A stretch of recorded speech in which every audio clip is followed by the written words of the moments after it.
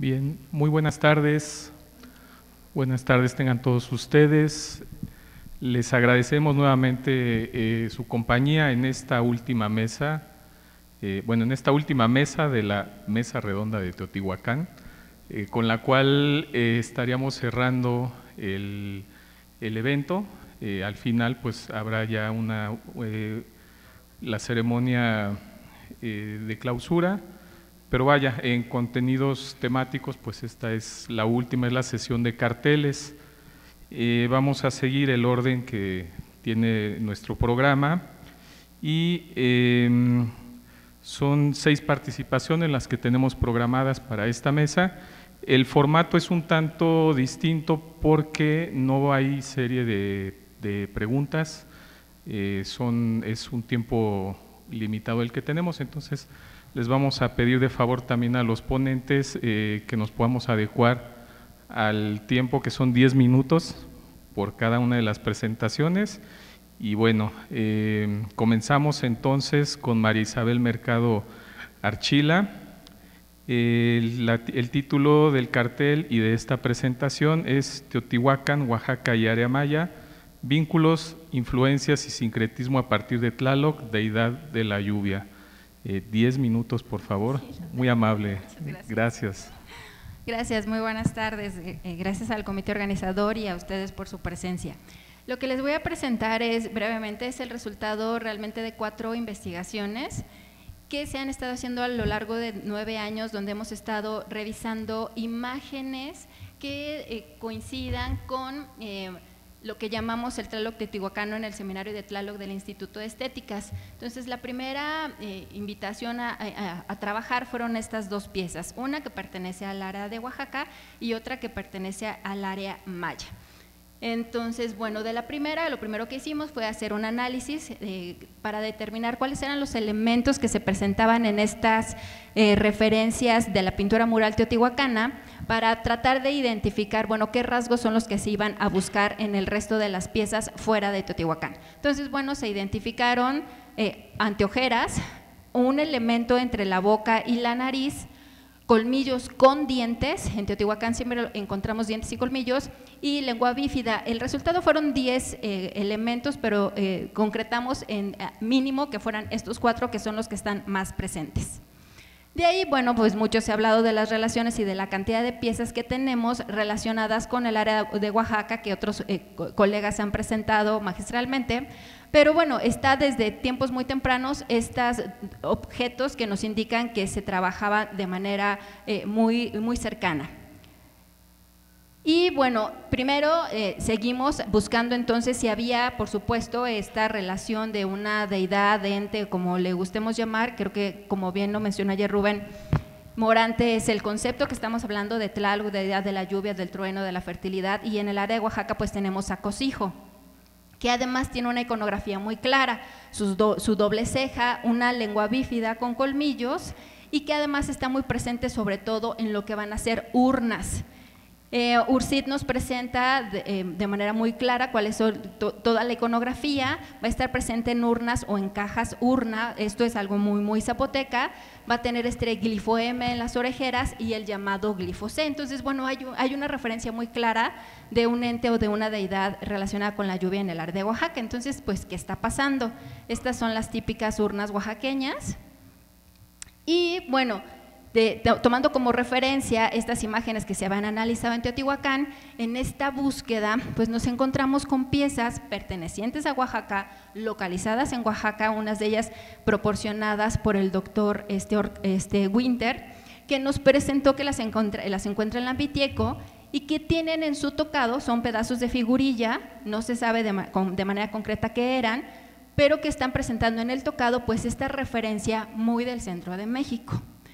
Pero no solo nos quedamos ahí, volvemos a esta referencia que nos han dicho algunos que pudiera ser parte de lo que fuera un silbato, también es un pedazo de figurilla zapoteca y que nos está representando de manera muy sintética lo que podemos identificar como esta deidad de Teotihuacán o este ente y Cosijo con sus típicas características iconográficas. Y además en esta búsqueda volvemos a encontrar otra pieza que también es una urna que está aquí ya marcando elementos muy propios al ser una urna zapoteca, un elemento típicamente zapoteco, con otros elementos del centro de México, como van a ser estas anteojeras, esta boca marcada y pues el tocado con estas 3 borlas y este tocado de plumas que también es muy teotihuacano. Y seguimos buscando y seguimos encontrando, estas también son otras urnas, estas ya son de un formato mayor, la anterior es una pieza muy pequeña, mide a 17 centímetros, estas ya miden más de 60, pero que nuevamente son piezas netamente zapotecas, son urnas que nos están presentando en el tocado pues esta referencia del centro de México en Teotihuacán. Entonces, esta es otra de las piezas, lo que nos está haciendo pensar entonces que el tipo de relación que se está dando con Oaxaca pues está un poquito, está más cercano, más allá no solo de estar hablando de influencias. Al final les diré cuáles son las conclusiones a las que llegamos con respecto a estas piezas en el área de Oaxaca. Esta es otra, entonces hemos seguido, ¿no?, encontrando piezas con ubicación clara, con referencia arqueológica, que nos ubican una pieza zapoteca en el área zapoteca de manufactura zapoteca, pero que sigue identificando varios elementos de Teotihuacán. Bueno, que estos son, ¿no?, algunos, por ejemplo, este tocado de plumas, que son piezas teotihuacanas, nada más para referencia. Pero ¿qué está pasando, por ejemplo, en el área maya? Tenemos nuevamente esta pieza donde al parecer nuevamente tenemos las 2 representaciones de estas deidades, tanto del centro de México, Tlaloc, y Chac. Esto está en el cuadrángulo de las monjas en Uxmal. Entonces, en la búsqueda de estas referencias en el área maya, pues realmente ha sido de las cosas más ricas que hemos podido trabajar, porque hemos estado encontrando muchísimas piezas que nos están relacionando a un ente que seguimos insistiendo, al menos iconográficamente, tiene estas referencias del centro de México. Lo que llama la atención es que lo que hemos estado encontrando es anteojeras, bigotera, dientes, pero que al parecer, por lo menos en el tocado y en varias, lo que pudieran ser las orejas, lo que algunos me han dicho que es claramente el símbolo del año. Digo, yo no lo dudo, a veces tengo como cuidado en mencionarlo, pero entonces seguimos encontrando esta referencia que además es muy angulosa, que no es como la típica referencia curvilínea del área maya. Entonces, nuevamente seguimos en la búsqueda, volvemos a encontrar anteojeras, bigotera, colmillos y este trapecio triángulo. Lo tenemos en Tikal, en Copán, en Bonampak, en Uxmal. Entonces, pues realmente me ha llamado la atención porque esta es una pieza que está presente en la exposición que tenemos en el Museo de Antropología, que pertenece a Jaén, es un plato. Entonces, la referencia anteojera, bigotera, dientes, colmillos y lo que se pudiera llamar símbolo del año está muy clara, muy presente en muchas ciudades, en muchos tiempos, o sea, está presente a lo largo de toda la vida del área maya. Entonces, esto a mí me ha parecido como muy interesante y creo que es algo que ya se tiene que empezar. Es algo que yo quiero estudiar ya de manera como mucho más concreta. Entonces, cuando estábamos haciendo la referencia de, bueno, ¿y qué está haciendo este Tlaloc, por decirlo de alguna manera, presente en el cuadrángulo de las monjas de Uxmal? Si se decía que la referencia era directamente con Teotihuacán, al compararlo con la pintura mural de aquí, pues no encontramos una referencia directa, como sí la encontrábamos con muchas de las piezas del área maya. Entonces, primero, ¿a qué conclusiones fuimos llegando? Que las relaciones con las diferentes ciudades se tienen que tratar por separado. El contacto que se tuvo con Oaxaca, por supuesto que no fue el mismo que se tuvo con el área maya, ni con todas las ciudades del área maya. En Oaxaca, por lo menos, sí vamos a tener elementos que nos van a permitir quizá hablar de sincretismo. Karina Gutiérrez, la colega con la que hice investigación, sí llegamos al acuerdo de que hay una pieza tipo zapoteca, de manufactura zapoteca, que tiene muchos elementos teotihuacanos. No podemos hablar de una influencia de uno o de otro, sino de algo que ya se tiene como propio en el área y que tiene asimilado elementos de una cultura y elementos de otra. Por eso hablamos de que en Oaxaca sí podríamos hablar de un sincretismo. Pero para el área maya, lo que estamos diciendo, o mi propuesta, es que se genera una tradición muy propia del área maya, que pudiera ser, y que también está, por supuesto, toda la discusión que se presente, de cómo fueron las relaciones con Teotihuacán. Sin embargo, el área maya crea su propia imagen. Iconográficamente tenemos algo muy propio del área maya que no vamos a encontrar en Teotihuacán. Las referencias típicas con el símbolo del año no están ni siquiera en el 1% de las imágenes relacionadas con lo que llamamos el Tlaloc teotihuacano. Entonces, nuestra propuesta es que en el área maya se crea una tradición propia de este tipo de representación que tiene que estudiarse inclusive alejado o después de lo que pudiera haber sido el propio contacto con Teotihuacán. Bueno, del estudio de estas piezas, ¿a qué otras conclusiones hemos llegado? Bueno, se reportan en estelas las imágenes de este elemento anteojeras, bigotera, colmillos con símbolo del año, lo tenemos en estelas, dinteles. Textiles, pero están principalmente en personajes femeninos. Cuando está presente en tocados, está en femeninos y masculinos. Y cuando está en la cintura solamente pertenece a personajes masculinos. ¿En qué objetos está? En vasos, platos, remates arquitectónicos y elementos arquitectónicos, sonajas, principalmente las de jaina, y que son sonajas de corte femenino y que está en su ropa. Y bueno, la pregunta es, ¿está representándose como el señor del tiempo en el área maya? Ha sido una de las cuestiones que he platicado con varios colegas. O este triángulo trapecio, ¿qué tipo de simbología está teniendo? Quizás sea la referencia que tanto se dice, si realmente la gente del área maya venía a entronizarse a Teotihuacán, cuando regresaba, pues ya regresaba con esta carga. Son propuestas y esto es lo que les estamos resumiendo en nuestro cartel. Muchísimas gracias.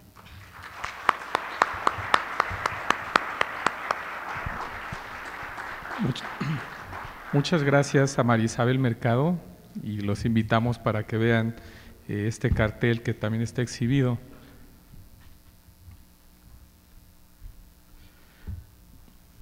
Bien, nos acompaña ahora Richard Dill. Su trabajo es Sue Scott, Dust Archaeologist, Guerrera Mariposa y su diosa teotihuacana con su ejército de hombres y mujeres de barro, 1936-2012.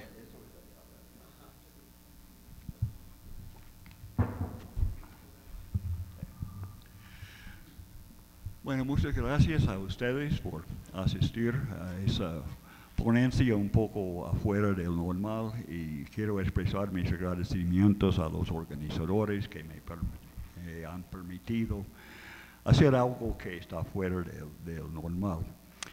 También quiero ofrecer un agradecimiento de una deuda de hace 60 años casi a mi buen amigo Eduardo Matos. Si no fuera por unas acciones que hizo él hace mucho tiempo, yo no pudiera haber tenido mi proyecto arqueológico en Tula, y le debo ese agradecimiento. Pero no estoy aquí hoy para hablar de Eduardo, sino de otra arqueóloga, Sue Scott. Eso era su apellido toda su vida, aunque en su obituario le pusieron Sue Scott Dio. Sue era mi amante, mi esposa, mi compañera, mi colega, y la mejor cosa que me ha pasado en la vida. Me daba 30 años de mucha felicidad. Y tenía una carrera muy interesante, y quiero hablar de esa carrera por unos minutos hoy, y a ver si puedo hacer funcionar esa pendejada. Bueno. Sue nació en un pueblito chico en Texas que se llama Nocona. Era un pueblo muy pequeño, y ella era una mujer muy cosmopolitana, era ciudadana del mundo, y no podía esperar hasta salir de Nocona. Huía tan rápido como podía. Se fue a la Universidad de Southern Methodist en Dallas. Se casó con Sidney Adler. Vinieron a México en lo que ellos supusieron iba a ser un año de estudios en la UNAM. Quedaban aquí 23 años. Tenían 3 hijos, una de las cuales, Rosemary, está sentado aquí en el auditorio. En su primera vida, su era esposa, ama de casa, madre, como muchas mujeres. Pero eso no le convenía. Y quería ser arqueólogo. Y se cambió la pista de su vida en sus 40s. Ya había conocido a Teotihuacán. De hecho, subía la pirámide del Sol con Rosemary adentro. Hay una fotografía que Rosemary no encuentra, entonces no le puedo enseñar de su parado ahí, barrigona, pero bueno. Vivía en Polanco, una parte de su vida en México, en Echegaray y varios otros lugares. Y cuando decidió seguir una carrera en la arqueología, lo hacía en la manera más posible para ella. Asistía a la Universidad de las Américas, que en aquel entonces había movido a Cholula, y ella viviendo en México y viajando varias veces cada semana en el ADO para tomar las clases. Evelyn Rattray era su mentor, su amiga, y jugaba un gran papel en la vida de ella, la vida académica. Para doctorarse, decidió irse a la Universidad de Londres y el Institute of Archaeology. Evelyn sugirió que asistiera a la Universidad de Missouri en Columbia para estudiar con un tal Richard Deal, y ella dijo que no quería tener nada que ver con los Estados Unidos. Entonces se fue a Inglaterra y estudiaba bajo el profesor Warwick Bray.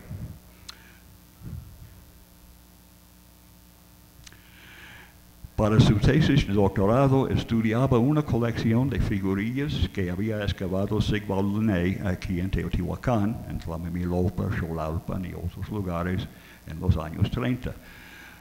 Linné había llevado mucha de la colección a Estocolmo y lo iba a estudiar cuando estallaba la Guerra Mundial, y él nunca llegaba a estudiar los materiales en detalle.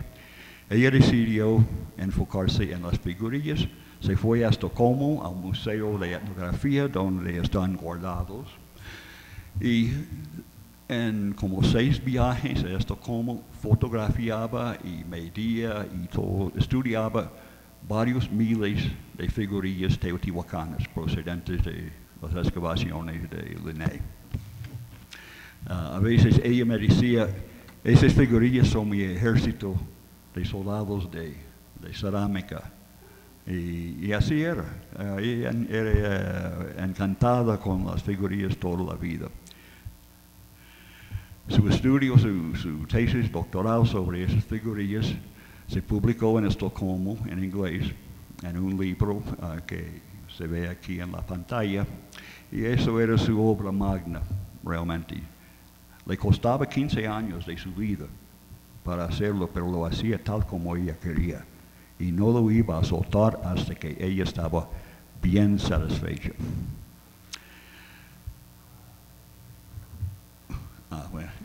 Bueno, después de eso, ella seguía estudiando figurillas de varios tipos. Aquí estamos en el Museo Jorge Acosta, en Tula de Allende, en el sitio arqueológico de Tula. Ella fotografiando las figurillas, yo llevando las cámaras, o lo que sea.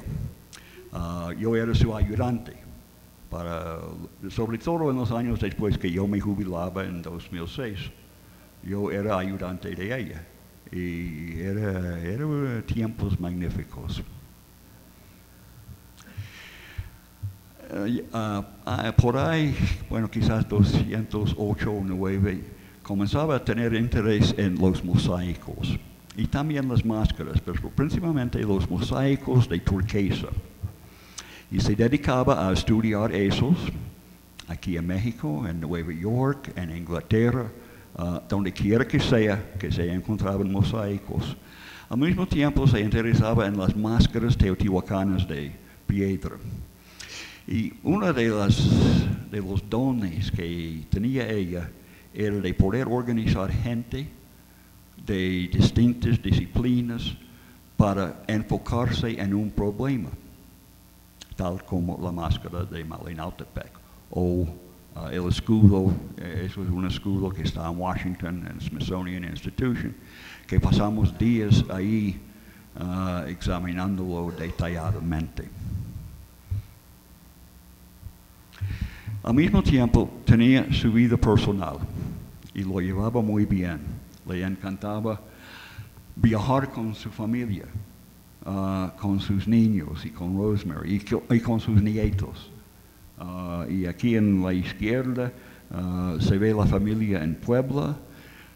Y abajo nosotros tuvimos la oportunidad de pasar 3 días en un ryokan, verdadero ryokan, en Kioto, Japón.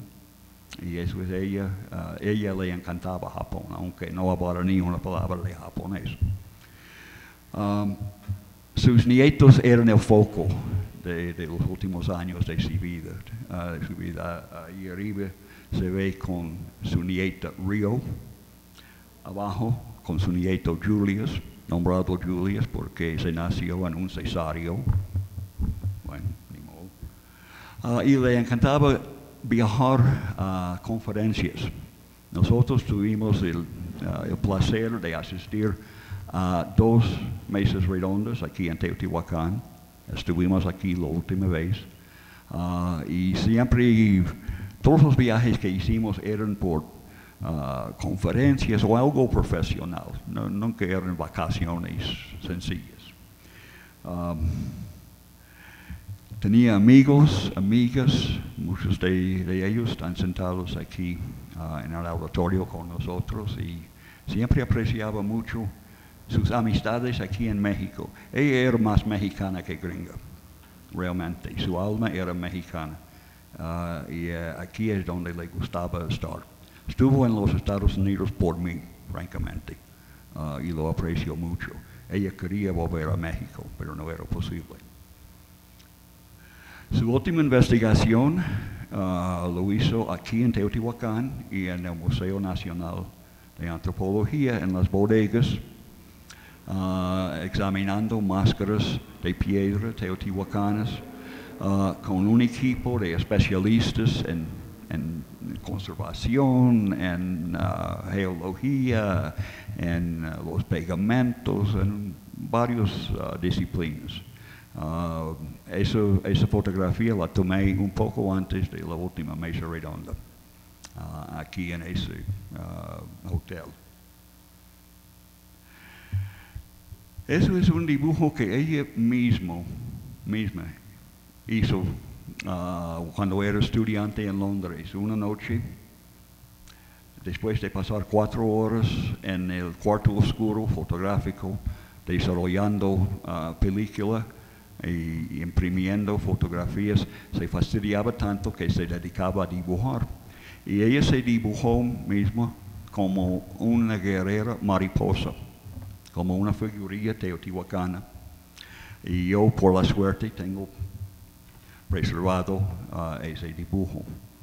Ella hacía varios dibujos que desgraciadamente no tengo preservado.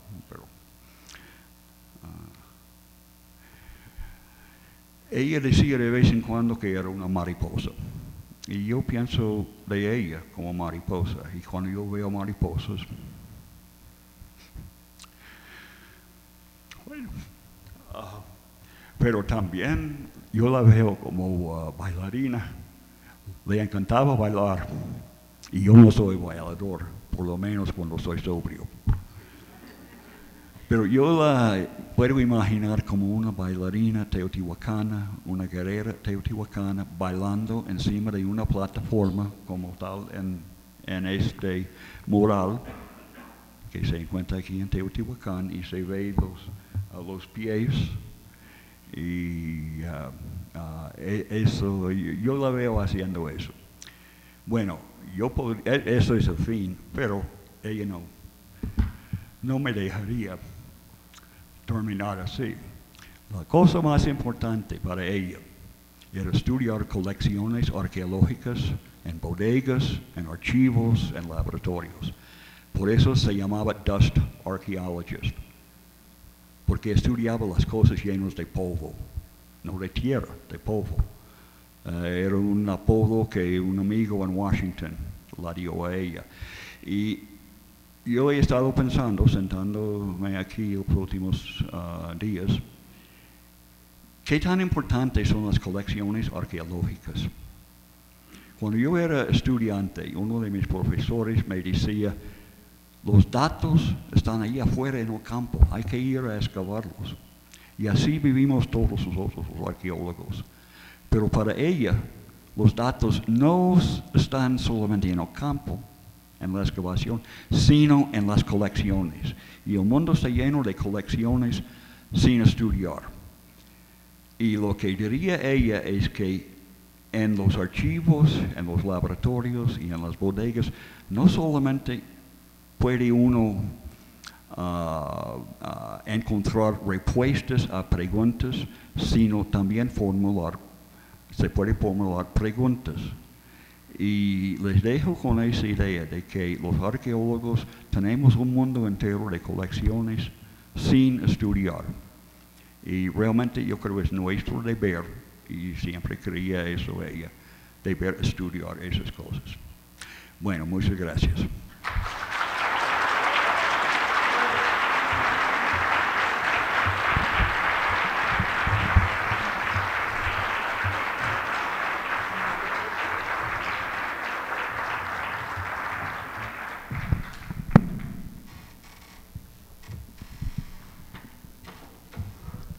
Muchas gracias al doctor Richard Dill, muy emotiva su presentación y desde luego también los invitamos a ver el cartel que nos está mostrando.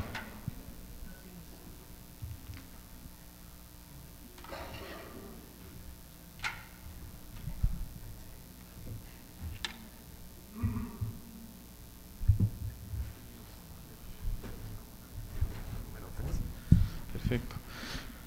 Bien, continuamos con esta mesa sobre carteles y nos acompaña Nora Ariadna Pérez Castellanos, María del Pilar y María del Pilar Ponce Jiménez con el tema determinación de las condiciones favorables para la conservación del hule arqueológico de Teotihuacán. Adelante, 10 minutos, por favor.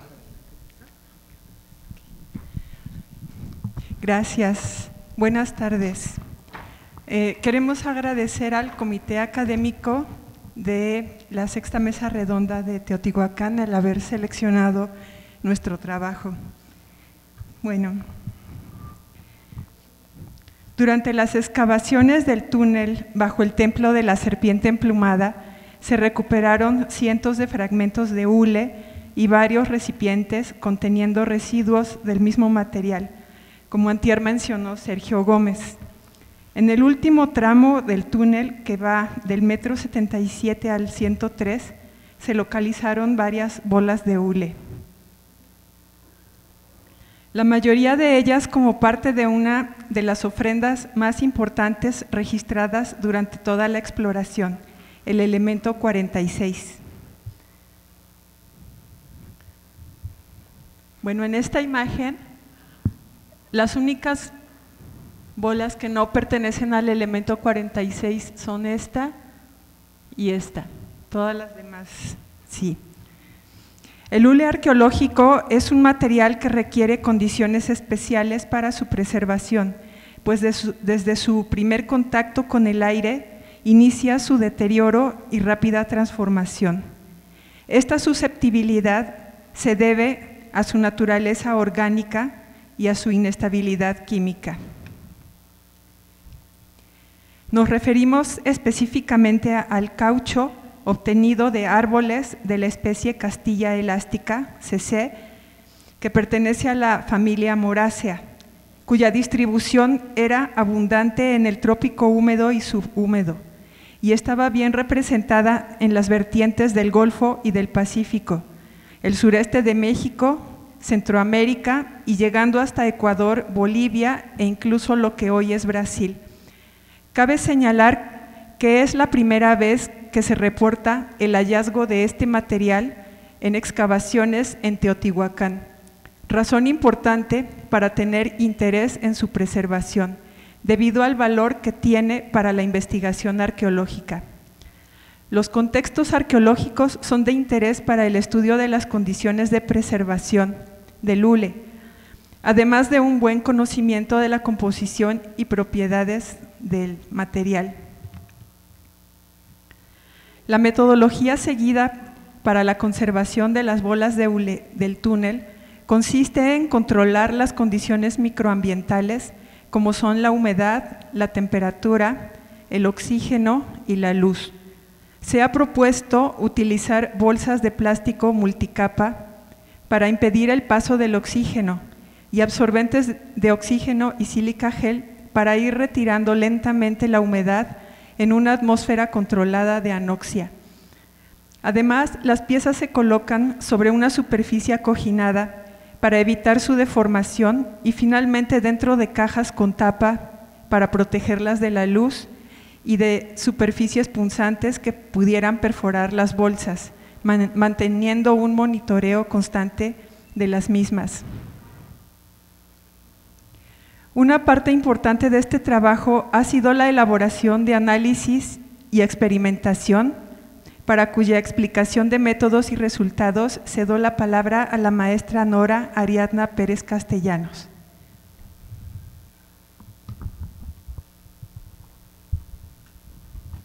Sí. La metodología de análisis que se planteó fue justo para poderse desarrollar de manera no destructiva, pensando en todas estas bolas completas que pues no es deseable tomar una muestra o destruirlas para su estudio, de manera que esta metodología fuera complementaria a todo el proceso de conservación que se realiza. Primero haciendo una evaluación de la superficie con el registro de fotografía con luz visible y complementándola con fotografía ultravioleta, puesto que el hule es un material que presenta fluorescencia.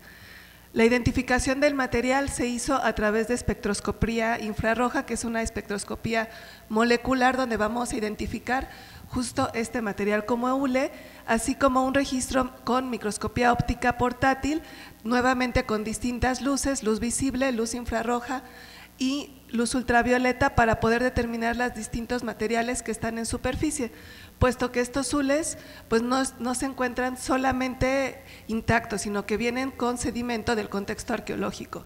En los resultados lo que podemos observar es primero a nivel macroscópico cómo se observa esta fluorescencia característica azul y en algunas zonas verde de los hules. Esto nos ayuda a diferenciar las zonas que preservan esta calidad del hule y las zonas que tienen un sedimento ya integrado dentro de este mismo material, mientras que a través de las imágenes de microscopía óptica vamos a estar observando microfracturas, microgrietas y establecer también la diferencia entre las partes expuestas en la parte superior del contexto y las partes que quedaban enterradas y hacer estas diferencias entre la localización de los materiales. Con la espectroscopía infrarroja pudimos identificar justamente que el hule encontrado en los túneles de Teotihuacán corresponde al hule del tipo Castilla elástica, que como ya explicó Pilar, es endémico de aquí de México, y estamos observando además también pues justo la contribución de todo el sedimento que forma parte ahora ya del material. Todos estos resultados nos sirvieron para poder, mediante la fotografía de luz ultravioleta y la microscopía óptica, hacer un seguimiento en todos los procesos de conservación a través de esta disminución de lo que sería el monitoreo ambiental para tener en las cámaras de condiciones controladas una mejor cuantificación de cómo va siendo este proceso. Como conclusiones, estos estudios analíticos nos permitieron complementar el análisis y la conservación de estos materiales y poder dar un seguimiento a su proceso de conservación. Gracias.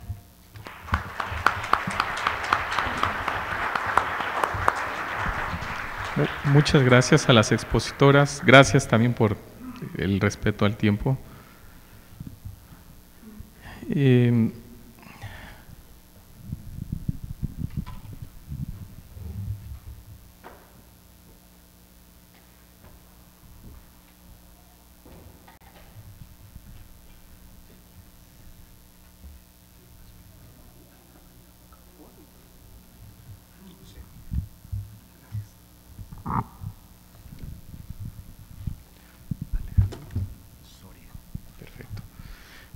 Bien, muchas gracias.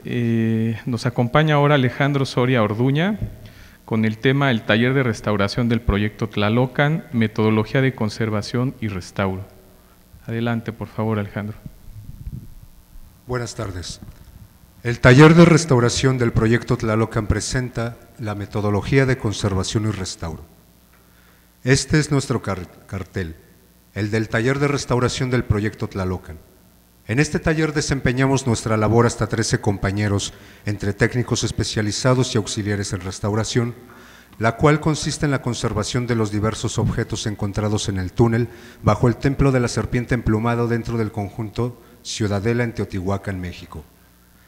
Dado que la naturaleza de estos objetos es de diversas índoles, donde encontramos tanto materiales de origen orgánico como maderas húmedas, material malacológico, fibras vegetales, material óseo, restos de insectos, etcétera, así como materiales inorgánicos entre los que se encuentran objetos cerámicos, líticos, fragmentos de pinturas sobre adobe, entre otros.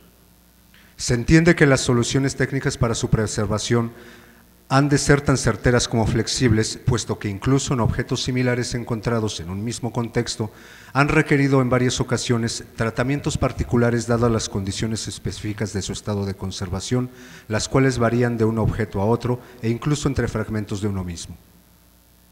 Atendiendo a estas condiciones, el taller se rige por diversas metodologías en sus procesos de intervención, los cuales se discuten en todo momento con los demás compañeros del proyecto en su conjunto, es decir, arqueólogos, dibujantes, biólogos, diseñadores. Junto a ellos se diseñan las diversas estrategias interventivas, mismas que definirán en adelante la mejor conservación de los objetos, pero también se devuelve la unidad visual que se alcanza por sí misma tras los tratamientos a los que se ven sometidos. De esta manera, el resultado alcanzado significa la conjunción de todas estas disciplinas, desde sus primeras fases documentales y de investigación con la que se nos proporciona la información física, contextual e incluso formal relativa a los objetos que intervenimos. Es así como se han generado las diversas metodologías que pasan por las distintas fases generales de intervención dentro del taller y entre las que se cuentan la documentación fotográfica del objeto a intervenir previo a cualquier proceso, donde consta el estado de conservación al momento de ingresar a las instalaciones del taller. Se incluyen fotografías a detalle de las afecciones significativas que se presenten como biodeterioros, faltantes constitutivos, abrasiones considerables, etc. La identificación y recopilación del material documental previo referente a fotografías en y del contexto arqueológico, dibujos reconstructivos, estudios de laboratorio de ser el caso y otros. La valoración y dictamen de las afecciones particulares que presente el objeto ha de ser lo más objetiva posible, pues de ellas se definirán las estrategias técnicas a seguir en cuanto a su intervención. Esta estrategia se discute entre el técnico ejecutante, el coordinador de taller, arqueólogos y especialistas participantes del proyecto, llevándose a cabo solo hasta llegar a un acuerdo sobre los procesos a seguir y donde se contemplan las distintas relaciones entre la mejor conservación del material arqueológico con los aspectos formales y las cualidades estéticas intrínsecas que definen un diseño o un objeto mismo. Se observa durante la ejecución de los procesos de intervención la ética básica que rige la actividad del restauro, donde atendemos aspectos tales como la mínima intervención dado el respeto a la integridad física y estética del objeto a tratar, la estabilidad, legibilidad y reversibilidad de los procesos y materiales utilizados durante las distintas fases procesuales son tomadas en cuenta a partir de la experiencia con otros materiales similares, así como la apertura a la investigación de nuevas soluciones técnicas y su correcta aplicación, siempre atendiendo estos preceptos a la mejoría de su conservación matérica y de unidad visual. La documentación final del resultado tras la intervención, la cual consiste en la toma de fotografías del objeto desde distintos puntos de vista, donde consten a detalle las reintegraciones, si existieron, y su ubicación física en la obra. Finalmente, y previo a su entrega y salida del taller, se hace constar en fichas técnicas las fotografías del antes y después de la intervención del objeto, así como los datos relativos a la procedencia contextual de este mismo. Describe también el estado previo de conservación y los procesos a los que fue sometido y se incluyen al final de cada ficha las recomendaciones de manejo, embalaje y resguardo del objeto en cuestión. De hecho, estas fichas técnicas resultantes conforman la parte medular del informe presentado al final de cada temporada de trabajo en el taller. Estas fases son comunes a los diversos objetos y materiales independientemente de su naturaleza o función, y desde luego son tan flexibles en cuanto han de adaptarse a las especificaciones de cada proceso dependiendo de las características materiales y conservativas de un objeto en particular. De ahí su rigor y justificación procesual, de ahí los alcances en torno a la recuperación material, histórica y presencial del objeto, de ahí su dignificación como testigo inerte de lo que ya pasó. Se han descrito estas metodologías que hasta el momento permean en nuestra labor, pero igual de interesantes son las condiciones en que se han gestado y en cómo se han desarrollado. Por ejemplo, se advirtió a inicio de temporada de la actual temporada de trabajo en el taller algunas deficiencias en cuanto a recursos técnicos básicos aplicadas en los procesos de reintegración de materiales en zonas confaltantes, sobre todo en los de origen cerámico por parte de algunos integrantes del equipo, por lo que se decidió en conjunto con los arqueólogos responsables del proyecto la realización de un breve curso sobre reintegración formal y cromática en este tipo de objetos, la cual sirvió para paliar las deficiencias técnicas descritas, pero también para unificar criterios en cuanto al alcance de recuperación y conservación de los materiales arqueológicos originales y si proceden procesos de reintegración constitutiva, y que ésta sea donde se sincreticen las cualidades reinterpretativas que conlleva la acción de consolidar, reintegrar y recuperar zonas confaltantes a partir de un análisis formal de los elementos básicos configurativos que los objetos incluyen en sí, independientemente de su origen y función futura, y que es precisamente el alcance de esa cualidad reinterpretante quien otorgará en adelante el entendimiento de un objeto particular o quizá parte de éste. Comprendida de esta manera, la metodología básica que seguimos se adapta a los alcances individuales de cada uno de los ejecutantes que realiza en cada una de estas obras, si bien otorgando a la obra una impronta formal que caracteriza la presentación de los resultados obtenidos en el taller de restauración, con la que en adelante el objeto se presenta en su recuperada y acaso reinterpretada forma. Dentro de esta metodología, consideramos algunos marcos referenciales tales como la definición de bienes culturales tomada del Convenio para la Protección de los Bienes Culturales, gestado en La Haya por la UNESCO desde 1954 y que con carácter internacional menciona el CALS.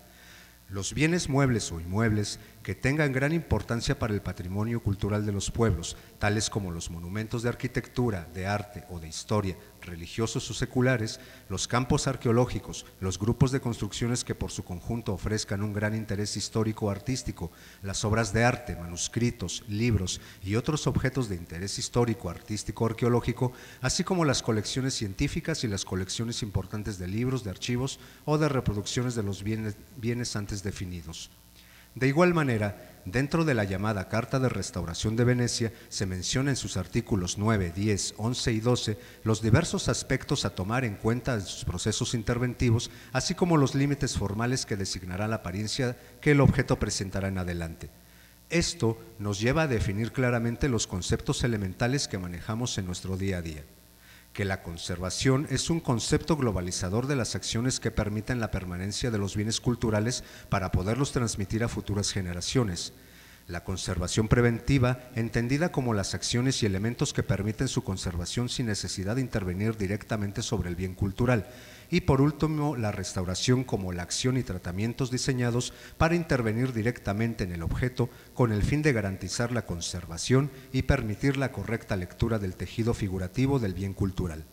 Por ende, la conservación y el restauro entendidos para nuestra labor significan también un diálogo constante sostenido entre el intérprete y el objeto, donde la metodología deja de ser un conjunto de limitantes procesuales para convertirse en un espacio de reflexión sobre la importancia y el alcance de una intervención que se incluye como parte final de todos los procesos previos de recuperación, documentación, investigación, análisis y reconstrucción previa a la ejecución de la intervención en el taller, y tras lo cual el objeto conservado que ha regresado de su entierro continuará ocupando un espacio que quizá ya no era suyo, pero que permanece en todo caso y ahora significa cualquier otra cosa.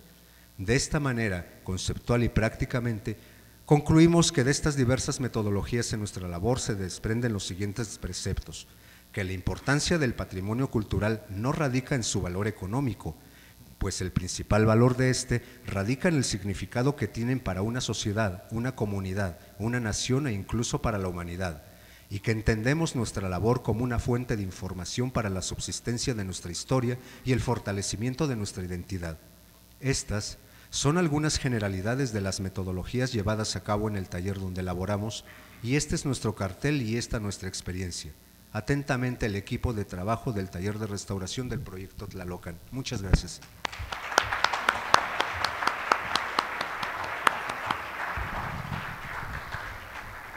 Muchas gracias, Alejandro, y al equipo del taller de restauración del proyecto Tlalocan. Y vamos a continuar con el tema Las esculturas de Teotihuacán desde la perspectiva de Manuel Gamio, que nos presenta Nelly Zoé Núñez Rendón. Adelante, por favor. Buenas tardes, muchas gracias a todos. Muy emotivo el cartel a la doctora Sue Scott. Agradezco la presentación y qué bueno que están por acá. Muchas gracias, Aldo. Este cartel es bastante esquemático, muy sencillo. El objetivo es básicamente hacer una pequeña mención sobre las piezas que Gamio presenta en su publicación y que aún preservamos en la zona arqueológica, ¿no? Entonces, la siguiente. Entonces, bueno, es una pequeña introducción. Hay 3 ejes temáticos, que sería el origen, la perspectiva, la actualidad. Entonces, me gustaría que lo pasaran a ver al final de la mesa, y cualquier duda o pregunta, pues con gusto trataré de explicarlo, ¿no? Siguiente. Entonces, aquí tenemos la presentación, que muchas gracias a todos los ponentes que han hablado los días anteriores, porque me facilitan mucho la presentación, ya que muchos han puesto fotos o videos de sus presentaciones que han recopilado de todos los trabajos de Gamio. Entonces, pues lo hace un poquito más fácil. La siguiente. La siguiente. Entonces, en el área de perspectiva me enfoqué solamente a las piezas que tenemos ahorita identificadas y que permanecen en la zona arqueológica, ¿no? Entonces, ahí están señalados los bloques, y en perspectiva me enfoco un poquito a lo que él dibuja y ponen la medida, ¿no? Para esos momentos es algo muy importante, porque antes se dibujaban o se llegaban a poner fotos, pero no se incluían las medidas, mucho era perspectiva de acuerdo al paisaje. Entonces, a mí se me hace importante ese pequeño detalle de involucrar ya una unidad de medida, ¿no? La siguiente. Entonces, aquí tenemos la almena. Siguiente. Ahorita les voy a presentar las láminas rápidamente. La siguiente. De donde encuentro, ahí está una de las máscaras, el bloque con el personaje, la parte de rostro. La siguiente. Y ahorita la parte de la actualidad. Este es uno de los bloques, una de las almenas. La siguiente. Las fotos son actuales. Una de las piezas más grandes, por ejemplo estas dos, estaban a la intemperie. Este año se decidió pasarlas al acervo arqueológico de Teotihuacán para darles mantenimiento, conservación y limpieza, ¿no? Entonces ya se van a quedar ahí por un ratito y después se van a volver a incorporar al jardín escultórico. La siguiente. Esta es otra pieza, esta es del museo. Otro elemento, una columna. Otro de los aportes de Gamio es que, esto lo menciona solo en la introducción, ¿no? Su apreciación, la posible ubicación de estas piezas, porque aunque las retoma de Batres, pero recordemos que Batres a veces sí ponía el detalle donde lo encontraba y a veces lo omitía un poquito, ¿no? Entonces, tenemos esta columna también con una representación ahí de un atado o fuego. Esta no estamos tan seguros que sea la misma que está presentada en una de las láminas de Gamio, pero coincide bastante, ¿no? Con las medidas y con el ángulo, que ese es otro punto interesante en el análisis de imagen que presenta Gamio, que en los dibujos que se hicieron con el equipo que encabezaba Ignacio Marquina, el ángulo que le dan para la representación nos da también otra perspectiva y una muy buena idea de cómo era el volumen de la pieza. La siguiente.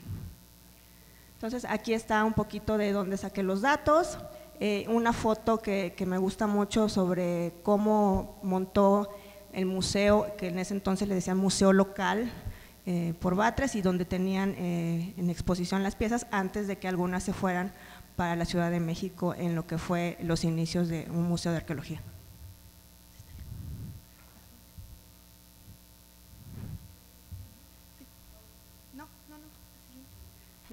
Entonces quisiera agradecer al comité académico de la Mesa Redonda por permitirme participar, igual a la organizadora, la maestra Sandra Riego, asimismo a la zona de monumentos arqueológicos de Teotihuacán por permitirme usar las imágenes que son tanto del fotógrafo Miguel Morales, que fueron tomadas para el registro en la zona arqueológica, y a la arqueóloga Brenda Torres por su asesoría para el manejo de los programas para hacer el pequeño cartel. Espero les guste, muchas gracias y es todo.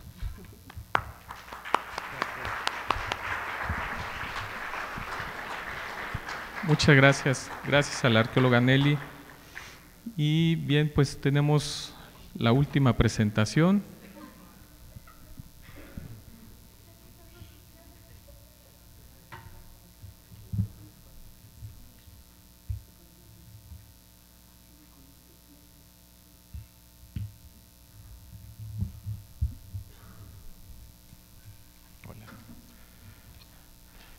Nos acompaña Sara Rocío Onofre Izalde, Sara Rocío Onofre Izalde, con el título Memoria visual, la fotografía como herramienta arqueológica, primeras imágenes en Teotihuacán. Adelante, por favor, Sara. Gracias. Buenas tardes. Pues no quiero ser tan repetitiva y seré un poco breve. El cartel surge por mi interés también, no solo a la arqueología, sino a la fotografía. Entonces, quise presentar este cartel con las primeras imágenes de Teotihuacán, que quizás no son las primeras, pero es uno de los registros visuales que se tienen. Entonces, el uso de la fotografía aplicado a la arqueología y demás ciencias sociales no es reciente.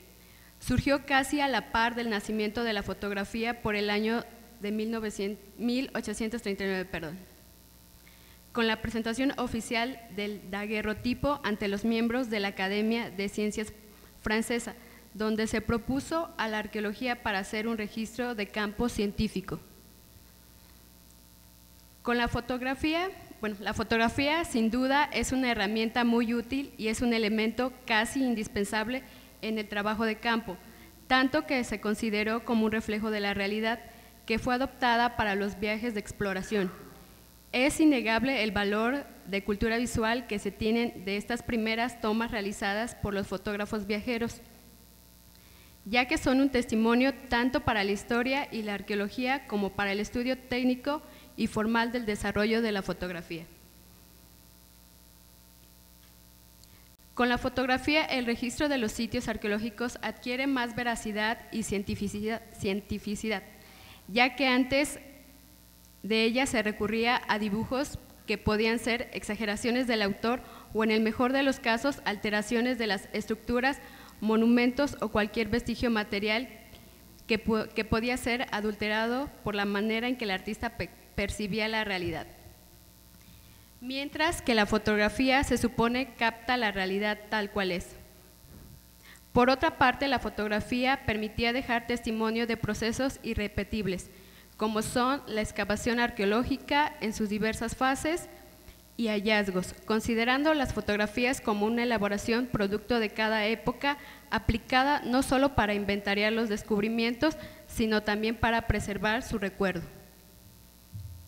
La fotografía en las expediciones arqueológicas en México comienza con Desiré de Chanay, quien en 1858 hace las exploraciones en el área maya y utiliza la cámara fotográfica como un instrumento de investigación científica. Conmemorando los 100 años de trabajo de Manuel Gamio,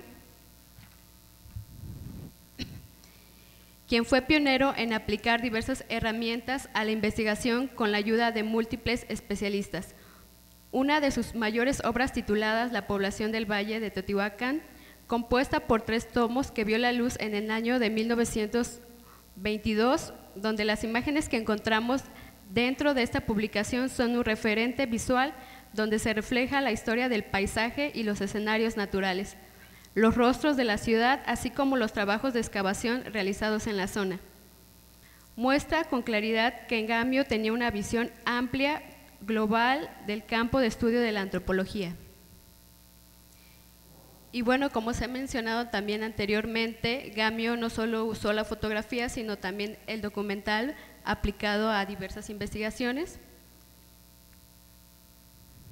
dejándonos un legado vasto y completo en diversos campos. Como hemos visto anteriormente, en un principio la fotografía servía meramente para ilustrar los trabajos. Hoy en día es una herramienta que permite ampliar los horizontes de la investigación de las diversas ciencias antropológicas. Un ejemplo de ello es la aplicación de la fotografía aérea como técnica de prospección arqueológica, pues permite no solamente localizar sitios con mucha precisión y rapidez, sino que utilizando la película infrarroja permite comprender la interrelación de los sitios arqueológicos con el medio ambiente. Sin duda, la fotografía se ha convertido en un elemento indispensable de la investigación arqueológica, siendo muy valiosa para el análisis y también como fuente de información de primera mano. Aquí tenemos algunas de las imágenes.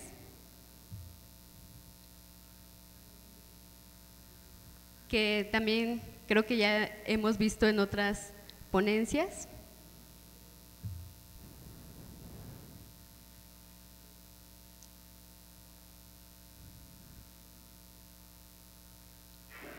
Y bueno, eso es todo. Gracias.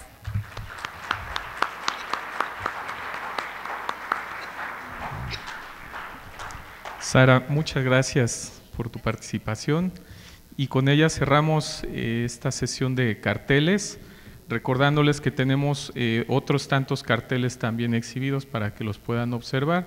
Los que tienen programa, pues en la parte de atrás del programa vienen los títulos de los demás carteles.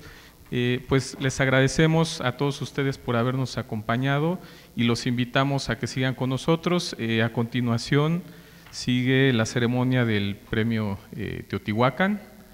Muchas gracias a todos los participantes y buenas tardes.